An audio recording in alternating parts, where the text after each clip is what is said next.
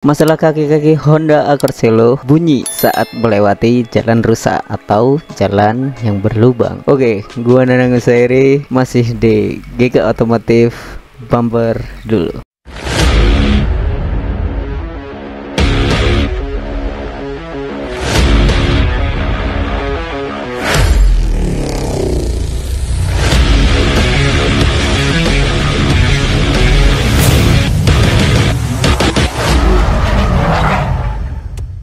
Pengguna Honda Accord Selo atau akan meminang sebuah Honda Accord Selo, tentunya kita harus paham tentang mobil Honda Accord Selo ini, terutama penyakit dan masalah-masalah Honda Accord Selo ini. Dan yang tidak kalah penting adalah tentang masalah setir atau kaki-kaki Honda Accord Selo. Kita harus bisa mengerti mobil Selo ini apa penyebabnya serta kerusakannya, supaya sebelum kita bawa mobil Selo kita ke bengkel, kita sudah paham apa yang harus dilakukan dan apa komponen Honda Accord Selo ini yang perlu diganti. Adapun penyakit Honda Accord Selo yang perlu kita tahu, dan kali ini saya akan mengulas penyakit kaki-kaki Honda Accord Selo, terutama bunyi-bunyi di kaki-kaki Honda Accord Selo saat melewati jalan yang tidak rata, bunyi yang diakibatkan bagian kaki-kaki mobil Honda Accord Selo kita. Banyak faktor yang menyebabkan kaki-kaki mobil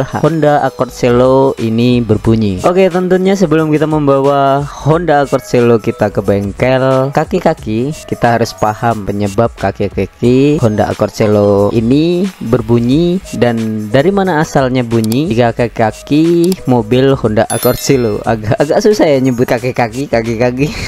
Adapun penyakit Honda Selo yang perlu kita ketahui sebelum ke bengkel. Oke, mari kita bahas masalah kaki-kaki mobil Honda Accord Selo, penyebabnya kenapa bunyi, dan berikut penyebab bunyi pada kaki-kaki Honda Accord Selo. Yang pertama, bunyi kaki-kaki Honda Accord Selo dari ball joint atau ball joint suspension, ball joint oblak atau tidak kencang lagi ya, ball joint yang ada di atas ban seperti gambar berikut ini. Mengecek untuk kerusakan ini kita bisa lakukan dengan cara mendongkrak ban depan lalu menggoyang-goyangkan ban arah atas bawah. Kalau rusak maka ban akan kocak atau oblak ke atas bawah, dan kalau sudah berlangsung lama diikuti dengan keausan atau sudah oblak terlalu lama, ban depan yang tidak merata, ban bagian luar dan dalam lebih cepat aus. Ini bisa terjadi pada keempat ban mobil Honda Accord Selo. Yang kedua, T-rod and ball joint atau ball joint yang ada di T-rod. Cara mengeceknya, kerusakan ini bisa kita lakukan dengan cara mendongkrak ban depan lalu menggoyang-goyangkan ban arah kiri kanan. Kalau rusak maka ban akan oblak atau kocak ke kiri ke kanan. Kerusakan pada bagian ini biasanya menimbulkan bunyi atau getaran tidak normal ketika setir dibelokkan kiri atau ke kanan.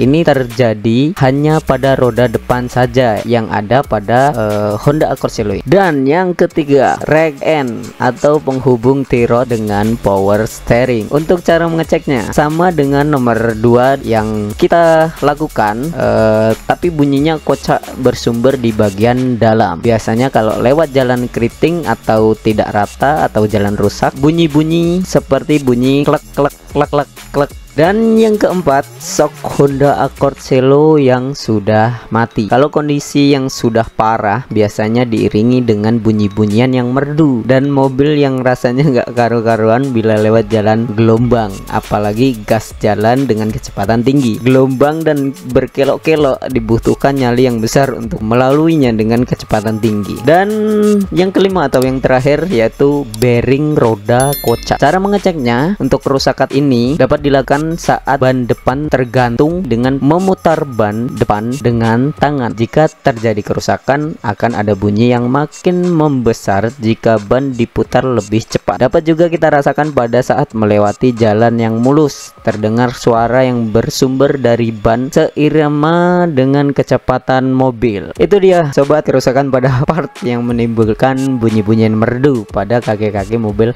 Honda Accord Selo disebabkan karena selain umur umur pakai part-part yang ada di mobil, juga karena pola pemilik sebelumnya atau pengemudi yang terlalu sering melewati jalan yang rusak, main hajar lubang jalan, serta modifikasi yang ekstrim pada kaki-kaki mobil yang memperpendek usia pada part tersebut, terlalu cepet, polio, menggunakan velg yang ekstra besar, dan lain-lain. Oke, jadi mungkin hanya itu saja yang bisa gue ulas atau gue jelasin, karena sebenarnya sama juga dan gue pengguna Vios Gen 3 2015 dan sama penyakitnya, kaki-kakinya seperti itu, dan ya tidak jauh beda lah. Part-part yang harus diganti ya itu juga, penempatannya juga di kaki-kaki ya, jadi sama part yang harus diganti. Dan juga ban termasuk part kaki-kaki Honda Accord Selo yang juga harus diganti guys, karena kalau bannya tipis, ketebalannya sudah berkurang, itu juga menyebabkan kaki-kaki yang kurang enak juga. Kalau kalian ada yang berencana untuk mengganti part-part tersebut, kalian bisa cek link di bawah di deskripsi. Gua cantumin link berdasarkan part-part masing-masing. Yang jelas link yang ada di marketplace kesayangan kita, Shopee. Mungkin bisa menjadi acuan harga atau ya bisa buat membanding-bandingkan mana yang bagus, mana yang tidak, mana yang awet dan mana yang tidak. Yang jelas keawetan yang bagus ada rupa ada harga ya guys. Jadi kalau yang bagus ya jelas harganya mahal, dan yang penting diganti ya mungkin kalian bisa cari part bekas yang masih layak pakai. Kalau menurut gua sih baru aja ya guys. Karena mungkin estimasi biayanya kalau untuk kaki-kaki yang kita sebutin di video ini mungkin ya kurang lebih ada di 1,5 juta, ya kurang lebih lah ya, mungkin segitu.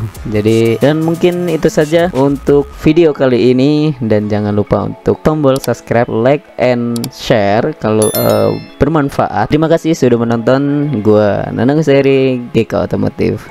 Dadah.